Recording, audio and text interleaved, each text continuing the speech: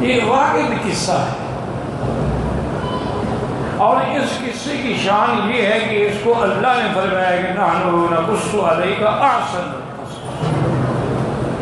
ہم آپ کو سب سے افضل احسن اجمل قصہ سناتے ہیں۔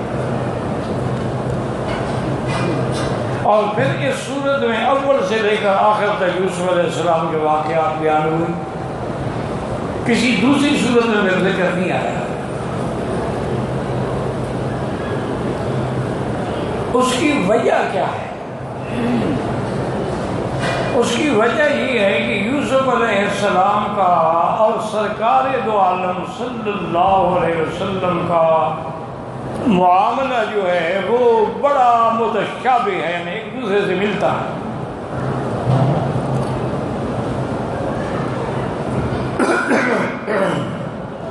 یوسف علیہ السلام سے بھی ان کے بھائیوں نے دشمنی کی، اور میرے آقا محمد مدنی صلی اللہ علیہ وسلم سے بھی رشتہ داروں نے دشمنی کی۔ یوسف علیہ السلام سے دشمنی کا سبب بھی حسد تھا کہ بھائی حسد میں مبتلا ہو، اور مکے کے مشرکین کا بھی سرکار دو عالم سے جو عداوت تھی وہ بھی بربنائے حسد تھی۔ وہاں جمال یوسف تھا اور یہاں کمال محمد مصطفیٰ صلی اللہ علیہ وسلم، اور دونوں سے بھائیوں نے حسد کی۔ اور حسد کا معنی بھی سمجھ لیں، ایک ہوتا ہے غبطہ، ایک ہوتا ہے حسد۔ غبطہ تو جائز ہے، مثلا آپ نے کسی دوست کی حسن دیکھا، علم دیکھا، کمال دیکھا، دل میں خیال کیا کہ اللہ آپ نے اس کو دیا ہے مجھے بھی دے دیں، یہ غبطہ ہے، یہ جائز، یہ ناجائز نہیں ہے۔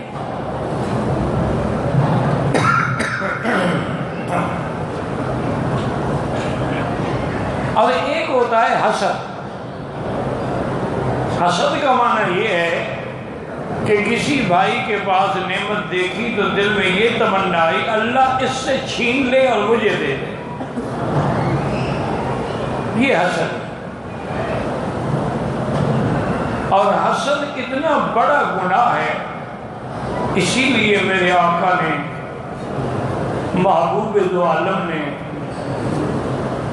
صلی اللہ علیہ وسلم نے فرمایا کہ لا تحاسد، ایک دوسرے سے حسد نہ کیا کرو،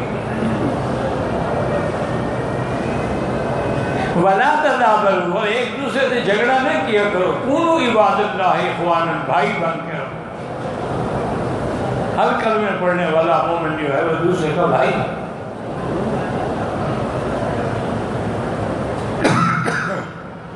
اور حسد اتنا بڑا گناہ ہے کہ سب سے پہلے آسمانوں میں جو گناہ ہوا ہے وہ حسد ہے، کہ ابلیس لعین کو حضرت آدم سے حسد ہو گیا کہ آدم علیہ السلام کو اللہ نے مٹی سے پیدا کیا ہے، لیکن آپ کو اتنی شان دے دی، جنت میں ٹھہرا دیا اور مسجد الملائکہ بنا دیا،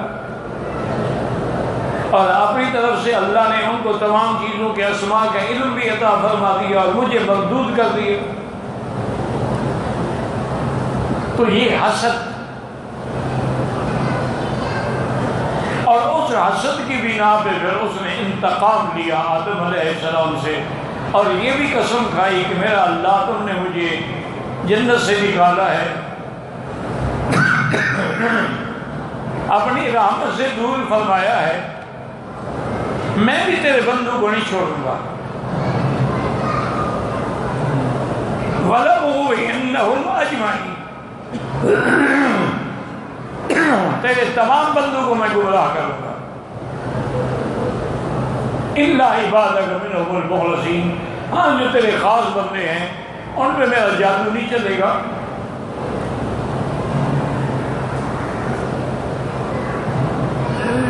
اور بدبخت نے قسم کھائی، فَبِعِزَّتِكَ لَأُغْوِيَنَّهُمْ، مجھے تیری عزت و جلال کی قسم، کہ میں تیرے بندوں کو سب کو گمراہ کروں گا۔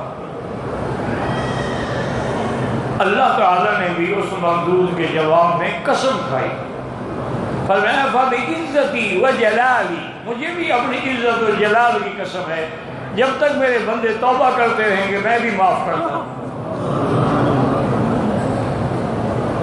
چاہے ان کے گناہ دریا کے قطروں کے برابر ہو جائیں، ریت کے ذروں کے برابر ہو جائیں، بس میرے آگے آگے گر جائیں میں معاف کر دوں گا۔ تو پہلا گناہ جو آسمانوں میں ہوا وہ حسد، اور زمین میں جو پہلا گناہ ہوا وہ بھی حسد۔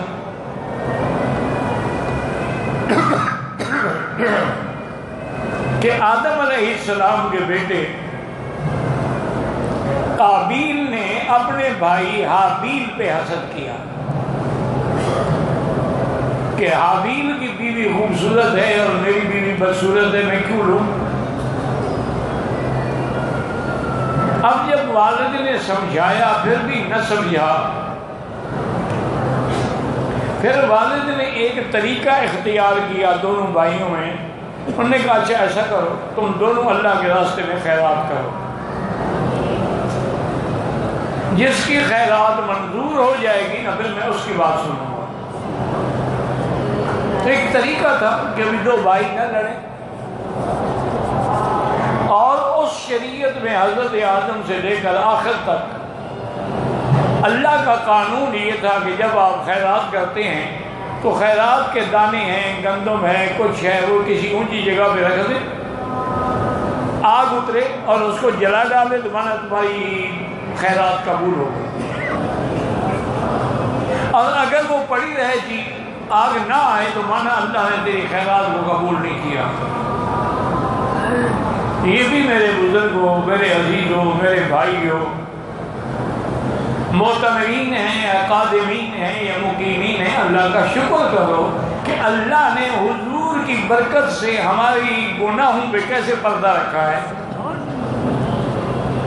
کہ یہ حضور کی امت کا مسئلہ ہے کہ خیرات کرو، قبول ہے نہیں قبول ہے اللہ رسوا نہیں کرتے۔ کوئی آگ نہیں جلاتی، آپ خیرات کرتے ہیں اللہ پہ چھوڑ دیں، اللہ کی مرضی ہے قبول فرمائیں، تب بھی پتہ نہیں قبول نہ کریں۔ اب آپ نے عمرہ کیا ہے کوئی پتہ نہیں، آپ نے مدینہ منورہ کی زیارت کی ہے کوئی پتہ نہیں قبول ہے کہ نہیں ہے، ایک پردہ ہے پڑا ہے۔ اسی لیے بڑے سے بڑے ڈاکو اور بڑے بڑے جبار اور بڑے بڑے متکبرین متمردین آتے ہیں، عمرے بھی کرتے ہیں، سب کچھ کرتے ہیں، اللہ نے کسی کو دروازے سے منع نہیں کیا۔ وگرنہ اللہ اگر یہ فیصلہ فرما لیتے کہ میرے کعبے میں صرف وہ آئیں گے جو نیک ہیں، صالح اعمال ہیں، تو پھر تو ہم تو کوئی بھی نہ آ سکتا۔ نہیں، ان اول بیت وضع للناس، میں نے یہ گھر لوگوں کے لیے بنایا ہے، لوگ گندے ہیں اچھے ہیں سب آئیں۔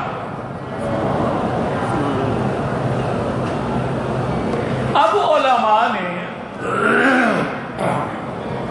یاد رکھیں کہ ہمارے عمل کے قبول ہونے کی کچھ نشانیاں لکھی ہیں،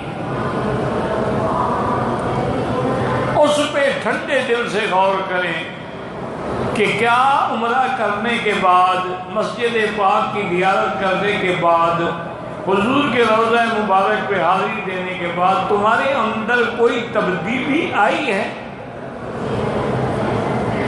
یعنی تم بے نماز سے نمازی بن گئے، تم سود کھاتے تھے توبہ کر لی، تم زنا کرتے تھے توبہ کر لی، تم نے کسی غریب کا مال کھایا ہوا ہے، عہد کر لیا کہ میں جا کے واپس کروں گا۔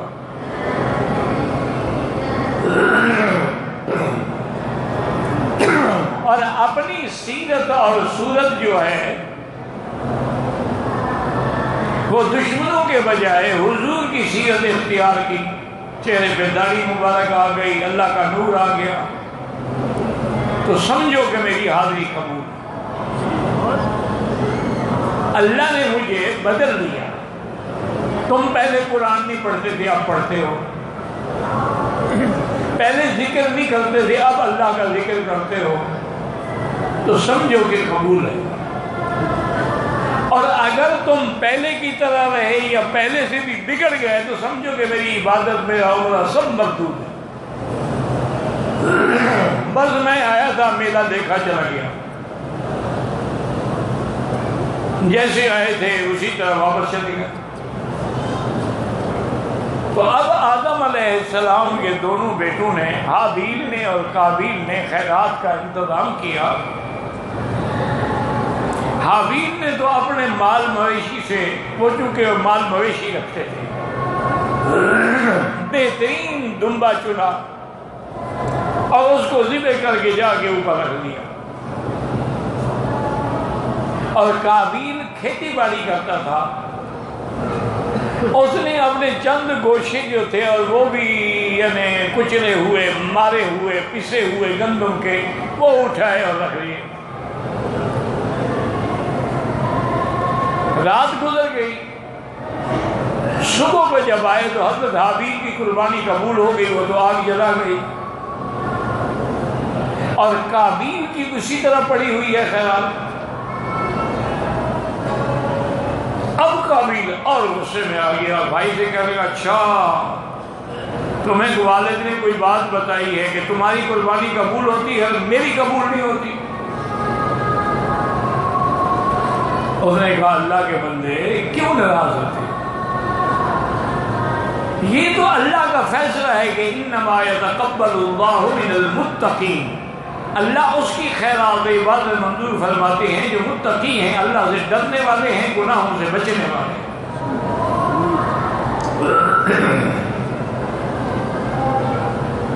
تو اب اگر اس میں میری خیرات قبول ہو گئی تو اس میں میرا کیا گناہ ہے بھائی؟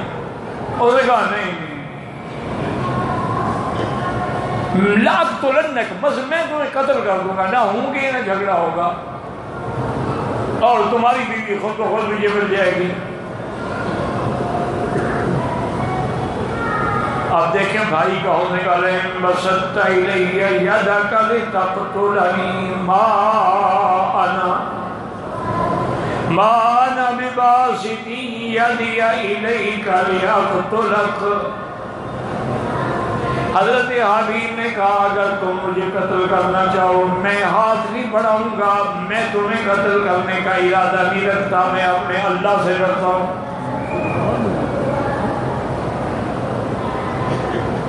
اب قابیل نے بھائی کو قتل کر دیا، تو پہلا گناہ جو ہوا وہ کیا وجہ تھی؟ حسد، کہ یہ عورت مجھے ملے، اس کو کیوں مل گئی، اس کی بیوی خوبصورت ہے میری بدصورت کیوں ہے؟ اللہ کا نظام ہے، کبھی بدصورت عورت سے بھی اللہ ایسی نعمت اولاد عطا فرماتے ہیں جو قیامت تک نام روشن کر دیتی ہے، اور کبھی حسین عورت سے ایسی اولاد پیدا ہوتی ہے جو خاندان کو ڈبو دیتی ہے۔ اس لیے اللہ نے فرمایا تم ان باتوں کو یہ نہ کیا کرو کہ یہ خوبصورت ہے یہ بدصورت ہے، خوبصورت بھی میں نے بنائے ہیں، بدصورت بھی میں نے بنائے ہیں، میری حکمتیں ہیں۔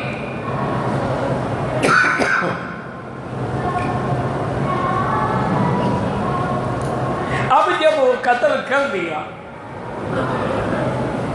اب جناب حیران ہے کہ بھائی کی لاش کا کیا کریں، کیونکہ دنیا کا پہلا قتل ہے نا۔ اول من سن القتل قابیل، حضور نے فرمایا سب سے پہلے قتل کی بنیاد قابیل نے رکھی ہے، لہذا قیامت تک جتنے بے گناہ قتل ہوں گے ان سب کا گناہ بھی اس پہ لکھا جائے گا۔ اب پریشان ہے، بھائی کے لاش کو کندھے پہ اٹھا کے پہاڑوں میں پھر رہا ہے، کیا کروں؟ اللہ تبارک و تعالیٰ نے دکھلانے کے لیے کوے بھیجے کہ کوے ایک مردہ کوے کو اٹھا کے آئے، مٹی کھودی، گڑھا بنایا، اس میں اپنے مردہ کوے کو رکھا، اوپر مٹی ڈال دی۔ اس کو بھی سمجھ آ گئی بات کہ اچھا میں بھی ایسا کروں، عجزت ان اکون مثل ھذا الغراب۔ کتنا افسوس ہے کہ میں تو کوے سے بھی گیا گزر ہوں۔ اس لیے میرے بزرگوں ایک بات یاد رکھو، کہ جب آدمی گناہ کرتا ہے نا اللہ عقل چھین، اس لیے دیکھا نہیں کہ لوگ جا کے اپنے بھائیوں کو قتل کر دیتے ہیں، اپنی اولاد کو قتل کر دیتے ہیں، اپنی بیویوں کو قتل کر دیتے ہیں، اب تو ماں باپ کو قتل کر دیتے ہیں۔ عقل ہو تو کبھی یہ کام کر سکتے، اللہ کا غضب آیا عقل چلا گیا، تو اس نے بھی گڑھا کھودا اور بھائی کو دفن کر دیا، لیکن قتل کے جرم سے پھر بھی اس عورت سے محروم رہا۔ تو پہلا گناہ آسمانوں میں بھی حسد ہوا اور زمین پر بھی حسد ہوا، یوسف کے بھائیوں نے بھی حسد کیا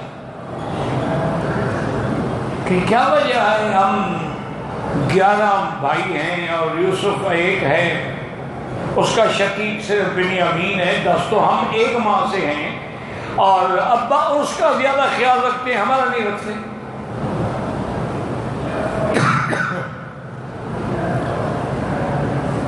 وہ اپنے والد کو کیوں محبوب ہے، اس کا ہمیں کچھ نہ کچھ کرنا چاہیے۔ اب حسد میں مبتلا ہوئے اور سوچ میں پڑ گئے کہ کیا کریں۔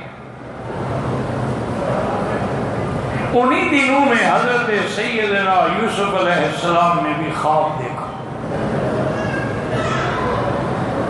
اب دماغ میں کھول کے رکھیں، قرآن کو سمجھنے کی کوشش کریں، یہ نہیں کہ بس پڑھتے گئے اور آخر میں وہی یعلم تعلم، پتہ کوئی نہیں۔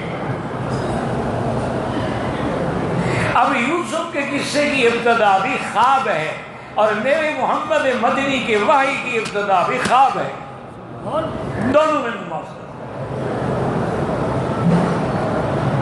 حضور صلی اللہ علیہ وسلم وحی آنے سے پہلے خواب دیکھتے،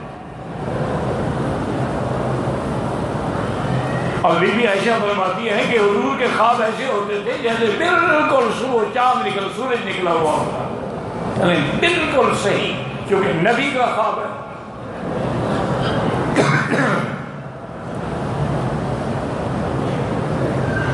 انبیاء کی جیسے شان بڑی ہے، ان کے خوابوں کی شان بھی بڑی ہے، اور پھر نبی کا خواب یاد رکھو وحی ہوتا ہے،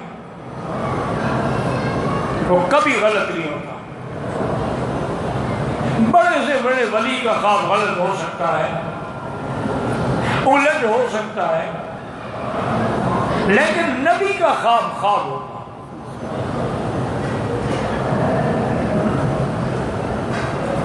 اور میرے پاک نبی نے، رحمت عالمین نے، محبوب خدا صلی اللہ علیہ وسلم نے فرمایا کہ اللہ تبارک و تعالی ہم انبیاء کو خواب دکھلاتے ہیں، اور ہمارے خواب جو ہیں وہ بالکل حق اور سچ ہوتے ہیں۔ حضرت یوسف علیہ السلام نے بھی خواب دیکھا، آپ دیکھیں کیسے خواب ہے، فرمایا انی رأیت 11 کوكبا والشمس والقمر رأيتهم لي ساجدين۔ حضرت یوسف علیہ السلام نے اپنے ابا حضرت یعقوب علیہ السلام سے آ کے عرض کیا، یہ شان والا گھرانہ ہے جس کے بارے میں میرے آقا فرماتے ہیں الکریم ابن الکریم ابن الکریم، کہ حضرت یوسف بھی نبی ہے، ابا یعقوب بھی نبی ہے، ان کا ابا اسحاق بھی نبی ہے، اور اسحاق کا ابا ابراہیم بھی نبی ہے، یہ خاندان نبوت۔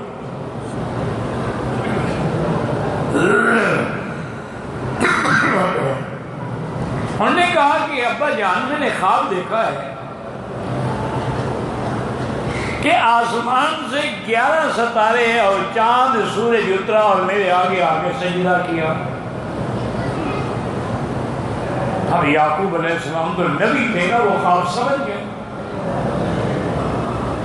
لیکن انہوں نے تعبیر نہیں دی، بلکہ اتنا فرما دیا کہ یا بنی لا تقصص رؤیاک علی اخوتک فیکیدوا لک کیدا، اتنا فرما دیا کہ بیٹا اپنے بھائیوں کو یہ خواب نہ بتانا، بس اپنی ذات تک محدود رکھو، وقت آنے پر تعبیر مل جائے گی۔ اگر تم نے بھائیوں کو بتا دیا نا، پھر وہ تمہیں نقصان پہنچانے کے لیے کوئی نہ کوئی مکر کریں گے، کوئی نہ کوئی چال چلیں گے۔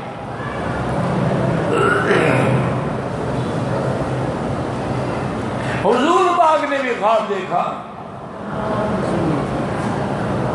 اسی لیے حضور نے فرمایا کہ انا بشارت اخی عیسیٰ ودعوت ابی ابراہیم ورؤیا امی التی رات، فرمایا میں ابراہیم کی دعا ہوں، عیسیٰ علیہ السلام کی بشارت ہوں، اور اپنی اماں کا خواب ہوں، میری ماں نے بھی خواب دیکھا۔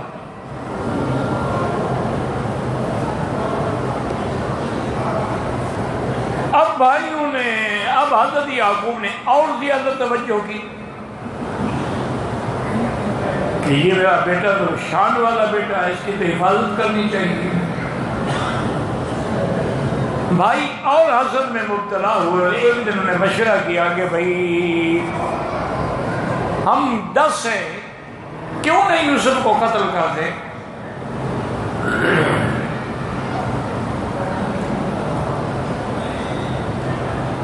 جب قتل کر دیں گے یوسف نہیں ہوں گے تو ابا کی توجہ ہماری طرف ہو جائے گی۔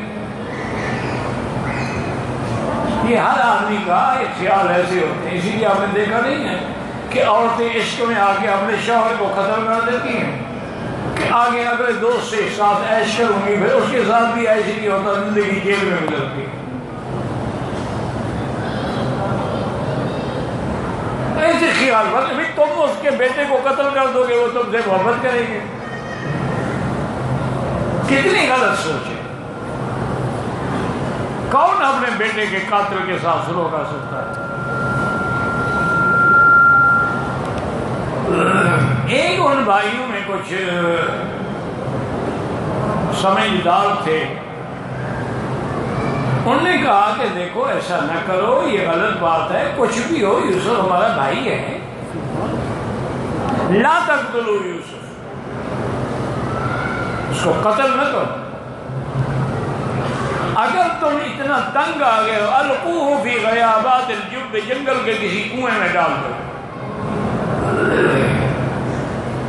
یلتقط ہو بعض السیارۃ، کوئی قافلہ آئے گا نکال لے گا، یا نہیں نکالے گا تو تمہاری جان ویسے چھوٹ جائے گی۔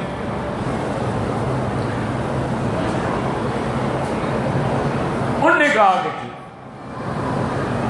ہم دیکھیں یہ اللہ کا قرآن ہے، لیکن ہمارے اہل بدعت اور اہل احوا لوگ جو ہیں، جو زندہ ہیں، اللہ ان کو ہدایت، جو مر گئے ان کا معاملہ اللہ کے شکر۔ ان کے علماء میں سے ایک عالم سے ایک بندے نے سوال کیا، اس نے کہا حضرت ہم جو 11ویں شریف مناتے ہیں، کھیر تقسیم کرتے ہیں، دودھ تقسیم کرتے ہیں، اور پیرانے پیر کی روح کو اس کا ثواب بخشتے ہیں، یہ وہابی تو نہیں مانتے، وہ کہتے ہیں بدعت ہے، تو آپ ہمیں کوئی دلیل تو بتائیں نا کہ ہم ان کو جواب دے سکیں۔ انہوں نے کہا کمال ہے، یہ وہابیوں کا تو عقل ہی خراب ہے، یہ 11ویں کا مسئلہ تو قرآن میں بھی ہے۔ اب اتنے بڑے جھوٹے مولوی آپ نے دیکھے ہوں گے جو اللہ پہ بھی جھوٹ بولے، قرآن میں بھی جھوٹ بولے، اور بدبختو پیرانے پیر تو حضور کے زمانے خیر القرون کے بھی بعد پیدا ہوا ہے۔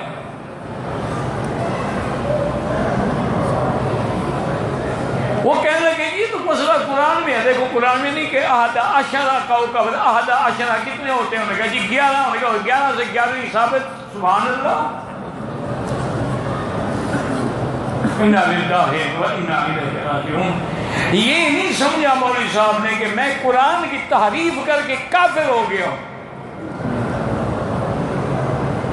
قرآن کی تحریف لفظی کی جائے یا معنوی کی جائے، وہ بندہ کافر ہو جاتا ہے۔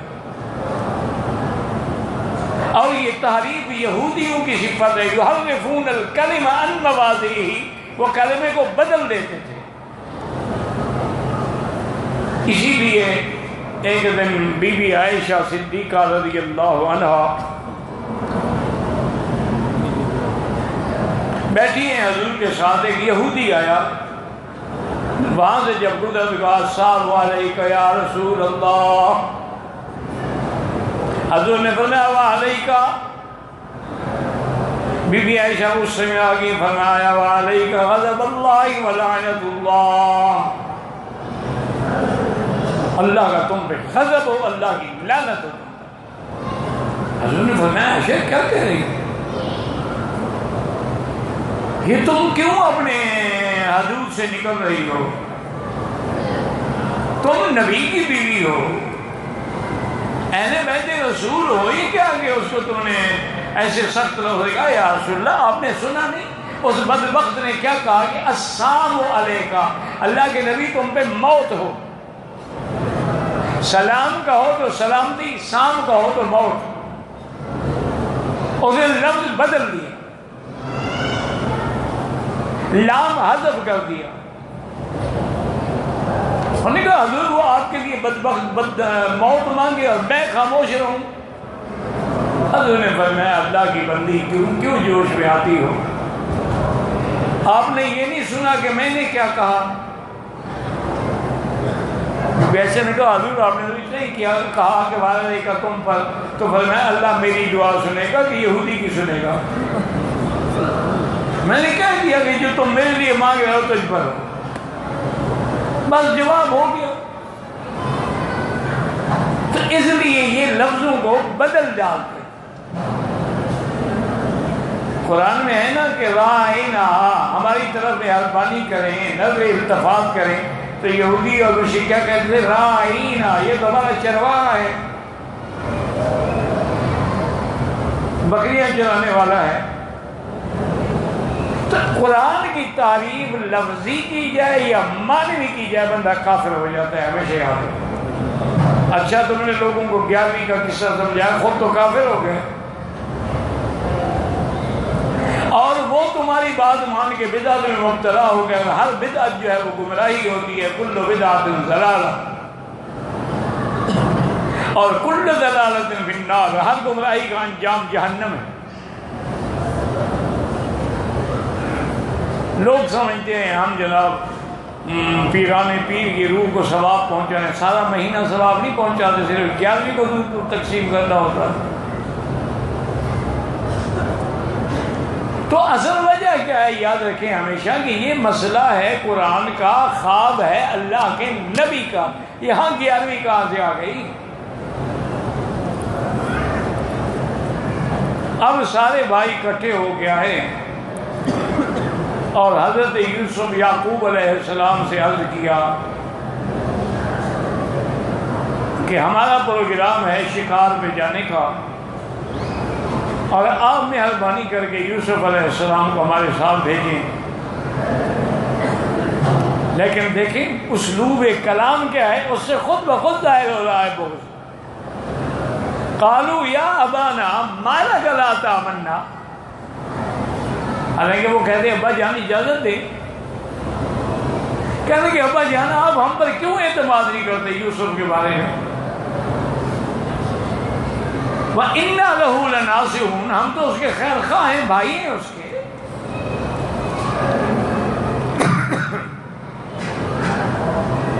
أَرْسِلْهُ مَعَنَا غَدًا يَرْتَعْ وَيَلْعَبْ وَإِنَّا لَهُ لَحَافِظُونَ. ابا جان یوسف کو اجازت دیں ہمارے ساتھ جائے، ہم جائیں گے، کھائیں گے، پیئیں گے، دوڑیں گے، کھیلیں گے، اور ہم سب بھائی مل کے ان کی حفاظت بھی کریں گے.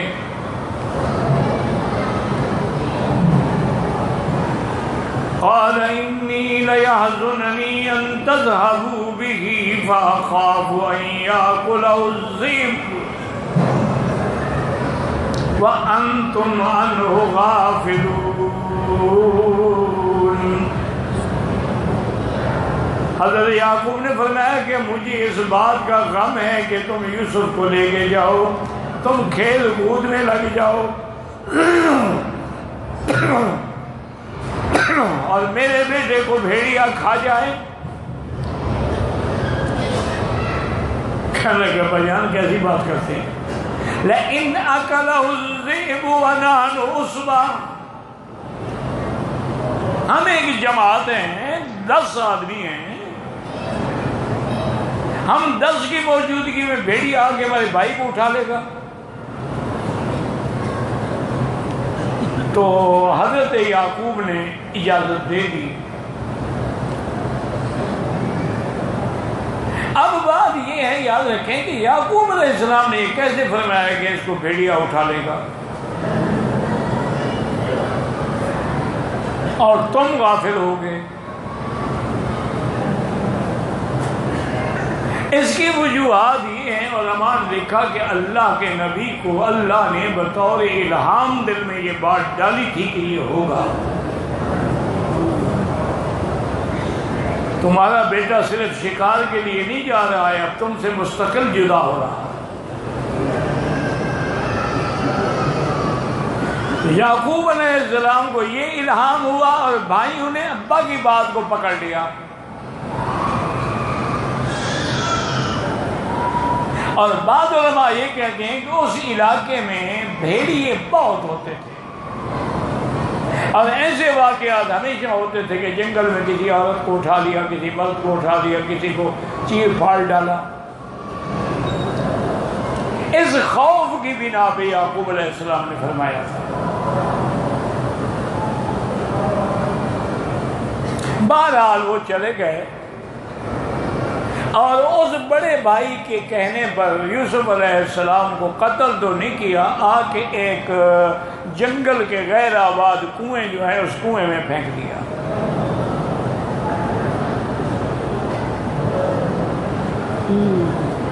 یہ ہے حسد، اپنے بھائی کو پھینک رہے ہیں. یہ شان گھٹانا چاہتے ہیں اور میرا رب یوسف کی شان بڑھانا چاہتے ہیں.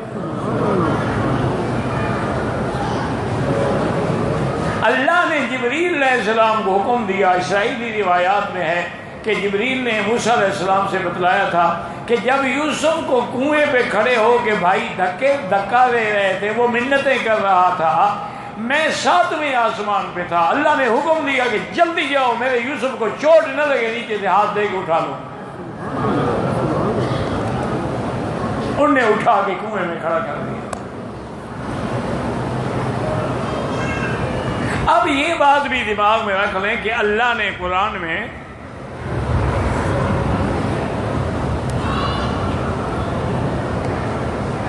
یوسف علیہ السلام کے بھائیوں کا نام نہیں لیا.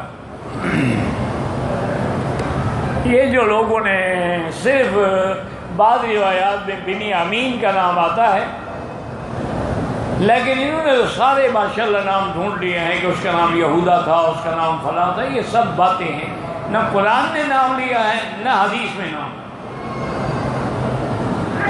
قرآن بھی یہی کہتے ہیں اخوۃ یوسف، یوسف کے بھائی.